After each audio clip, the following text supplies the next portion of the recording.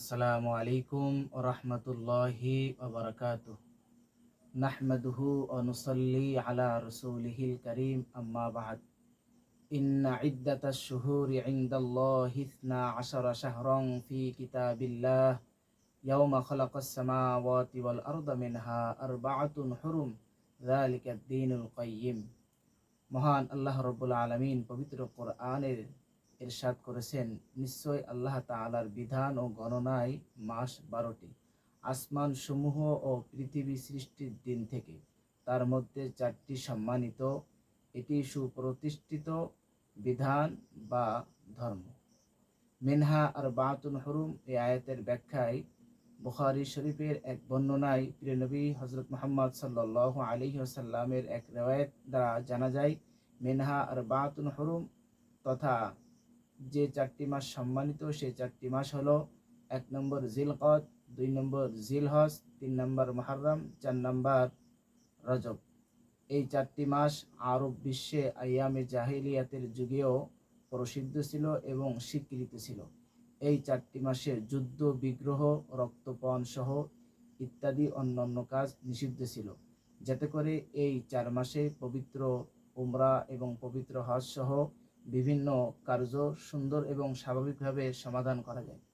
আমরা জানব পবিত্র আশুরা রোজা রাখার তাৎপর্য। প্রিয় নবী হযরত মুহাম্মদ সাল্লাল্লাহু আলাইহি ওয়াসাল্লাম যখন মক্কা থেকে হিজরত করে মদিনায় পৌঁছালেন, তখন তিনি সেখানে দেখলেন ইহুদিরা রোজা আছে। তখন তিনি তাদেরকে প্রশ্ন করলেন, তোমরা আজ কেন রোজা আছো?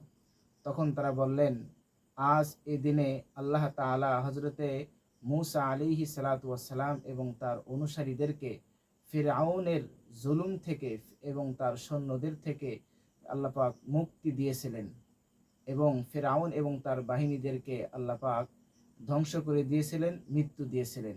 এই নিয়ামতের শুকরিয়া স্বরূপ হযরতে মূসা আলাইহিস সালাতু ওয়াস সালাম তিনি রোজা রেখেছিলেন এবং তার অনুসারীদেরকেও রোজা রাখতে বলছিলেন।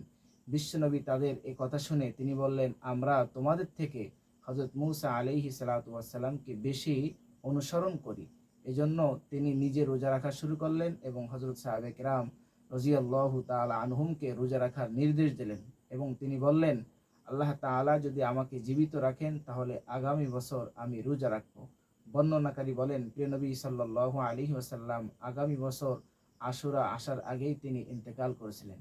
আমরা আরও জানব আশুরা রোজার গুরুত্ব।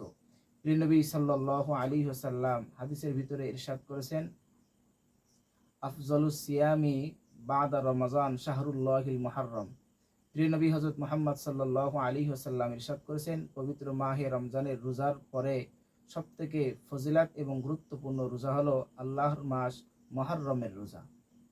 এছাড়া প্রিয় নবী হাদিসের ভিতরে আরও ইরশাদ করেছেন, 4টি কাজ এমন আছে যে 4টি কাজ তিনি কখনোই ছাড়েননি।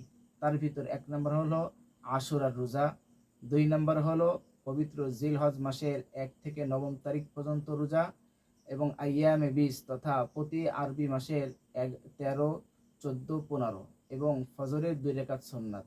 এই 4টি আমল তিনি কখনোই ছাড়েননি। আমরা আরও জানব পবিত্র আশুরার রোজার ফজিলত।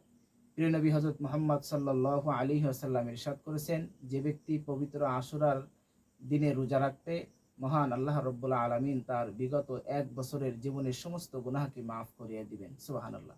এবং হাদিসের ভিতরে আরও বর্ণিত আছে, মহান আল্লাহ রাব্বুল আলামিন পবিত্র আশুরার দিনে আল্লাহ তাআলা কোন সম্প্রদায়ের তওবাকে কবুল করেছেন এবং কিয়ামত সংঘটিত হওয়ার পূর্বে আল্লাহ তাআলা অন্যান্য সম্প্রদায়ের তওবাকেও কবুল করবেন। এজন্য পবিত্র আশুরার দিনে আমরা রোজা রাখবো, পাশাপাশি আমরা তওবা করব। আমরা যে অন্যায় অপরাধ করেছি এর জন্য আমরা মহান আল্লাহ রাব্বুল আলামিনের কাছে আমরা তওবা করে নেব।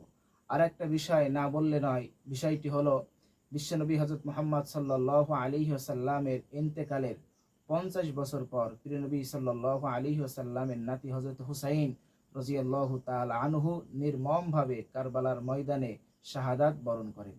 বিশ্বনবী হযরত মুহাম্মদ সাল্লাল্লাহু আলাইহি ওয়াসাল্লামের নাতি হযরত হুসাইনের এই শাহাদাত বরণকে আমরা অনেকে মনে হয় এই হত্যাকাণ্ডটা কেন্দ্র করেই মুহররমের এত ফজিলত। আসলে বিষয়টা তা নয়। মুহররমের সাথে হযরত হুসাইন রাদিয়াল্লাহু তাআলা আনহুর কোনো সম্পর্ক নাই। প্রিয় নবী যখন জীবিত ছিলেন তখনও কারবালা সংঘটিত হয়নি।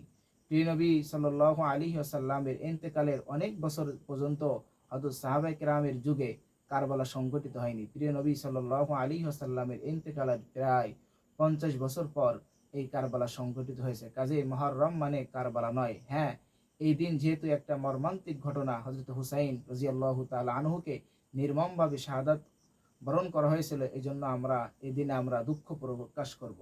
প্রিয় নবী হযরত মুহাম্মদ সাল্লাল্লাহু আলাইহি ওয়াসাল্লাম হাদিসের ভিতরে আরো ইরশাদ করেছেন, যখন আমরা কোনো বিপদের সংবাদ শুনবো, যখন আমরা শুনবো কেউ মারা গিয়েছে, তখন আমরা পড়বো ইন্না লিল্লাহি ওয়া ইন্না ইলাইহি রাজিউন। আমরা আরেকটি বিষয় গুরুত্ব সহকারে জানবো, 10 মুহররমে আমাদের সমাজে, আমাদের দেশে সহ বিশ্বের অন্যান্য দেশে কিছু প্রথা, কিছু রেওয়াজ, কিছু কুসংস্কার আছে। সেটা হলো অনেক দেশে আছে এই দিনে তারা বিভিন্ন রকম তাজিয়া, বিভিন্ন রকম মিছিল, বিভিন্ন রকম অনুষ্ঠান, এমনকি বিভিন্ন ধারালো অস্ত্রের মাধ্যমে তারা তাদের শরীর কেটে শরীর থেকে রক্ত বের করে এবং হাই হুসাইন বলে তারা কান্নাকাটি করে এবং বিলাপ করে। এটা সম্পূর্ণ নিষিদ্ধ এবং এটা কুসংস্কার।